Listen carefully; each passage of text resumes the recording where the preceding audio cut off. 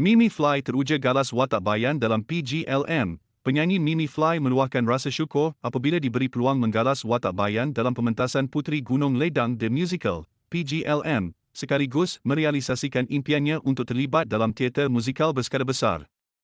Mimi mengakui tidak menyangka dirinya dipilih memandangkan dia bukan berasal daripada latar belakang teater, namun berjanji memberikan komitmen sepenuhnya terhadap watak tersebut.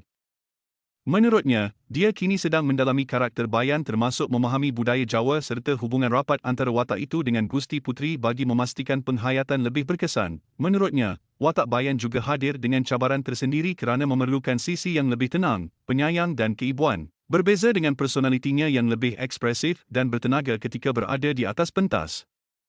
Pada masa sama, Mimi menganggap penyertaannya dalam PGLM sebagai peluang besar untuk menimba pengalaman dan meningkatkan lagi kemahiran dalam seni persembahan, selain menyifatkan karya itu sebagai sebuah legasi seni yang penting untuk diteruskan kepada generasi akan datang.